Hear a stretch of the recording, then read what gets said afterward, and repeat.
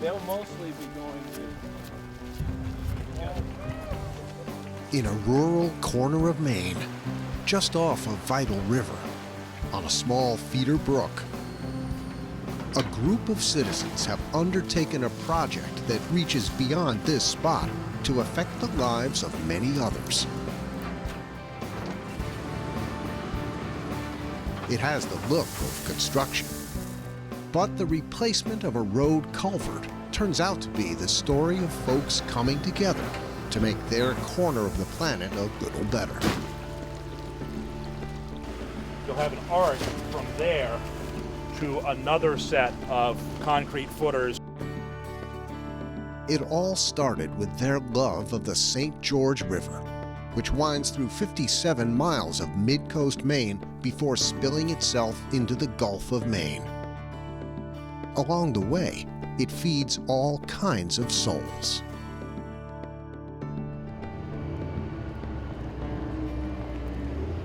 We've had a sawmill here on the Georges River since 1881. We hunt along the river, we fish the river, we whitewater canoe the river. It's just a big part of our life. It's even about just sitting on a rock or a stump and watching the world go by. It's almost wilderness-like, as it was 100 years ago or more. It was the lifeblood of not just this town, but many, many towns here in Maine. Just as the community owes itself to the river owes its existence to the brooks and streams that feed it. Some of these little streams along here takes you back to being like a kid. Most kids who grew up in Maine can ride their bike somewhere and catch a wild brook trout. Half of the intact brook trout populations are here in Maine. It's part of our heritage, and we always just kind of assumed it was going to be that way forever. But when we take notice, even a fish can tell us something about the condition of our world. Brook trout are a pretty good indicator of habitat quality.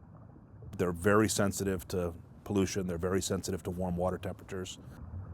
They've got to find food 12 months out of the year, and they'll move over an area of 25 or 30 miles upstream and downstream.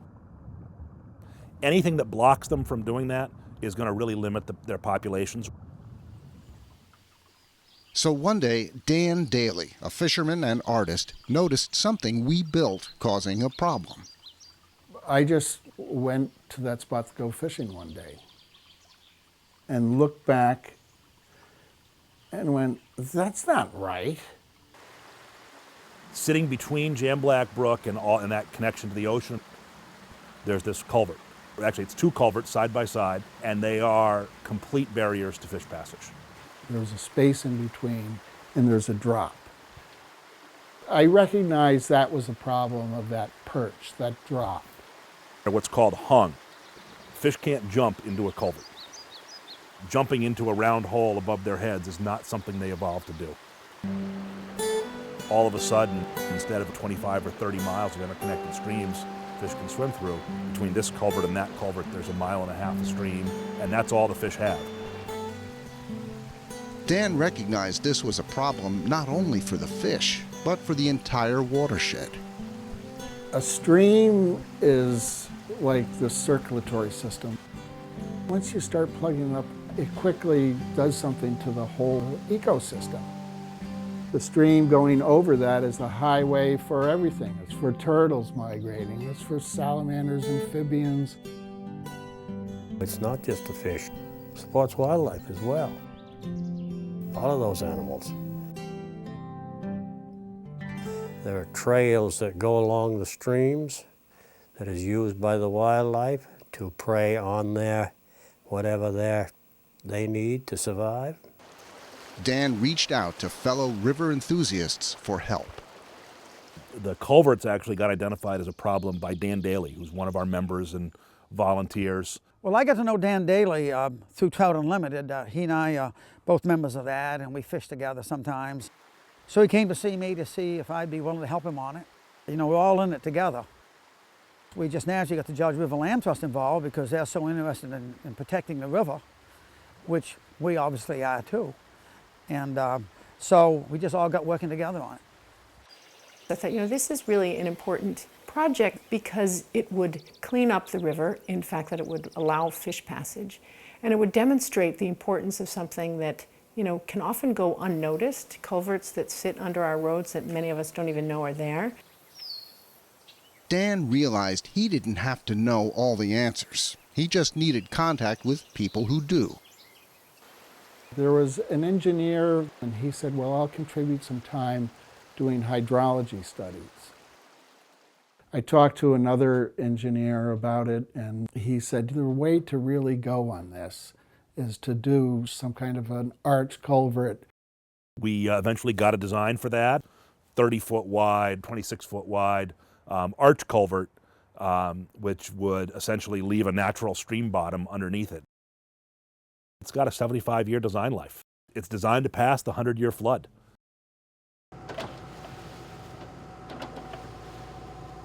They've got the footers put down, and now we're building a new sandbag cofferdam.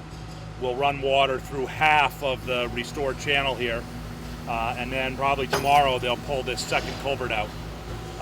If you see, you've got the concrete blocks and the metal angle irons here. You'll have an arch from there to another set of concrete footers with another set of angle irons, and it'll just be a big arch over the top, filled with gravel, and the road surface on top of that. Securing the knowledge was one challenge. Executing the project, including raising the money, was another. All of a sudden, it was a really big project. There was so much minutia and technical stuff that I just didn't have a clue about. I'm an artist. I'm a fisherman.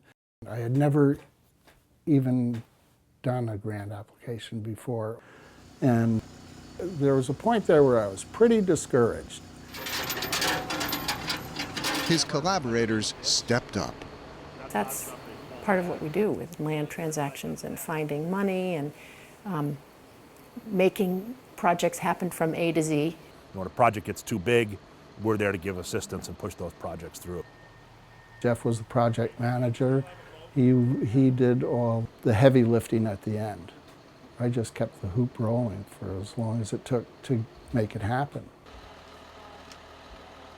Dan and team had taken a leap that the town hadn't felt it could afford.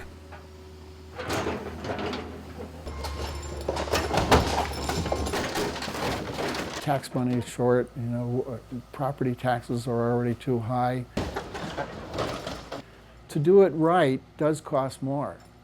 But the thing is it's long-term thinking or short-term thinking. What actually costs more? What actually costs less? What you end up happening a lot of times with these undersized culverts is that they tend to fail every time we get a 6-inch rainstorm.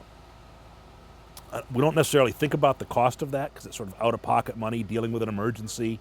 But over time, that's a significant drain on small town resources. The town selectmen are very responsible people, and they were trying to do it right. But I don't believe there's been enough educating especially the towns that are replacing all these culverts and all these rural roads about how to do it. And I think that these are these heavy decisions that a lot of these municipalities weigh. Is there some way maybe you can make that leap? It was a leap worth taking. Dan and his team watched as the project came to life.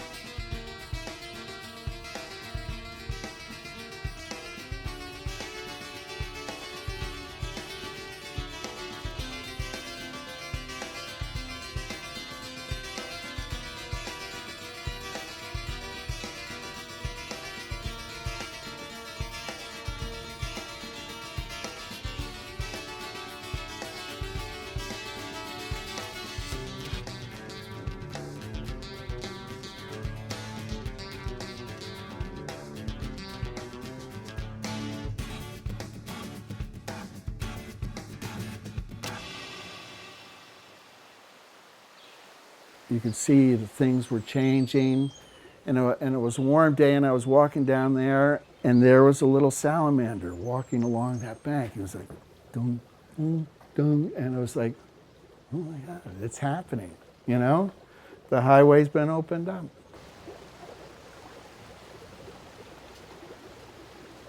When a culvert is restored in the upper watershed, it has a direct impact on the health of the Gulf of Maine ecosystem.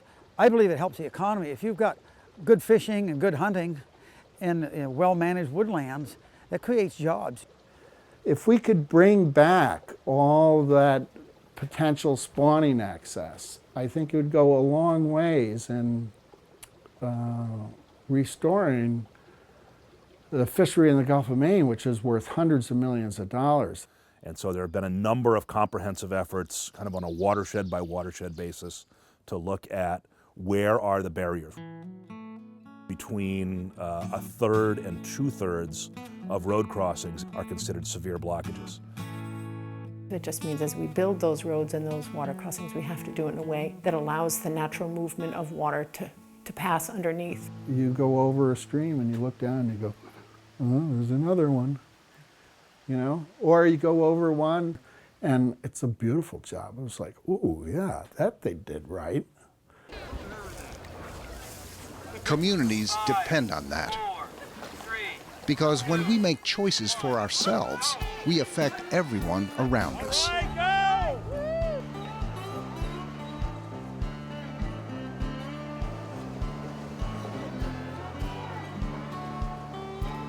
Each person came to this project with his or her own focus and experience. But a shared vision united them through the effort of making change. And it started with one person taking notice of something, knowing it could be better, and inspiring others to come along for the ride. If you get involved in something, it grabs you. I mean, at a certain point, you have to make your stand about something. You have to say, maybe there's something I can do here. And it's a whole lot tougher to leave it better sometimes. But, you know, if you love something, that's what you want to do.